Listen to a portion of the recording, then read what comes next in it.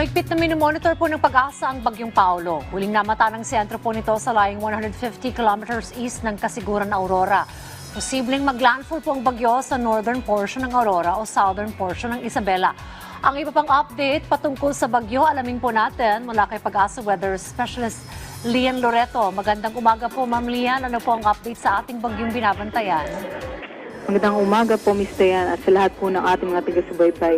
Ito nga pong si Severe Tropical Storm Paulo ay malapit na nga pong maglandfall either po sa may Isabela o sa Aurora. At ngayon meron pa rin po itong taglay na hangin na aabot sa 100 kilometers per hour at pagbugso na aabot sa 125 kilometers per hour na pwede po nating maihalin tulad doon po sa mga sasakyan na nasa may freeway. So malalakas po yung hangin na dala nitong si Severe Tropical Storm Paulo. At dahil nga po doon ay posible nga po magpatuloy pa po ito mag-west-northwestward sa bilis na 20 kilometers per hour at babaybayin itong Cagayan Valley dito rin po sa may Cordillera Administrative Region at sa may Ilocos Region. At dahil mabilis nga po ang kanyang pagkilos, posibleng makalabas na din ang ating Luzon landmass mamayang gabi. At tinitingnan nga po natin sa ating forecast track and intensity, posible na pong lumabas ito ng ating Philippine Area of Responsibility bukas ng umaga. At dahil nga po sa malalakas na hangin na dala nitong si Bagyong Paulo,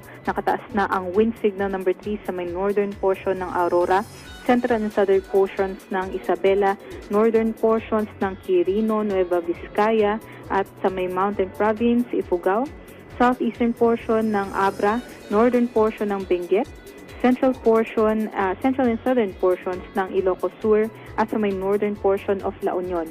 Sila po yung makakaranas ng pinakamalalakas na mga hangin na pwede nga pong makapatumba ng mga light materials na mga estruktura dahil posibleng umabot hanggang 117 kilometers per hour yung mga hangin po sa nabanggit na lugar. Wind signal number 2 naman po ang nakataas sa central and southern portions ng mainland Cagayan, nalalabing bahagi ng Isabela, Quirino, Nueva Vizcaya, central portion ng Aurora, northern portion ng Nueva Ecija, central and southern portions ng Apayao, Kalinga, nalalabing bahagi ng Abra, Benguet, central and southern portions ng Ilocos Norte, nalalabing bahagi ng Ilocos Sur at La Union at sa may northern portion ng Pangasinan, posibleng umabot hanggang 88 kilometers per hour ang kanilang mga hangin na mararanasan. Wind signal number 1 naman po sa nalalabing bahagi ng mainland Cagayan including Babuyan Islands at dito rin po sa Aurora, northern portion ng Quezon including Polillo Islands, Camarines Sur, northern portion ng Camarines Sur, Camarines Norte, Catanduanes, nalalabing bahagi ng Apayao, nalalabing bahagi ng Ilocos Norte, Pangasinan at Nueva Ecija, northern portion ng Bulacan, Tarlac sa may northeastern portion ng Pampanga at northern portion ng Zambales, posibleng umabot hanggang 61 kilometers per hour ang kanilang mararanasan ng mga malalakas na mga bugso ng hangin. At kahit wala po tayong wind signal, posible din po tayong mahagip nitong mga pag-ulan o mga cloud bands or rain bands nitong si Severe Tropical Storm Paulo.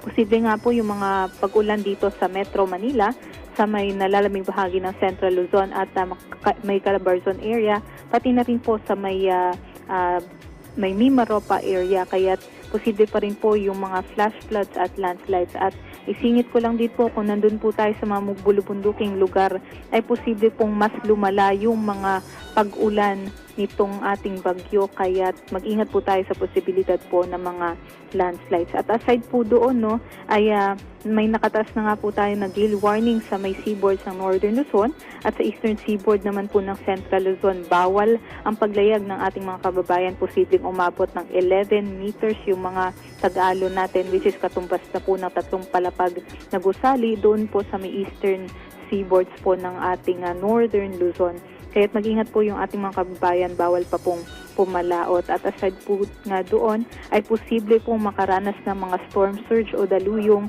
yung madadaanan nitong si Bagyong Paulo, especially na nga po dito sa may Aurora at Isabela, posibleng umabot ng hanggang 3 metro yung kanilang mga daluyong na mararanasan. At yun naman po ang latest galing dito sa Pag-asa Weather Forecasting Center. Ito po si Lian Loreto. Maraming salamat po sa update, Miss Lian Loreto, mula po sa Pag-asa.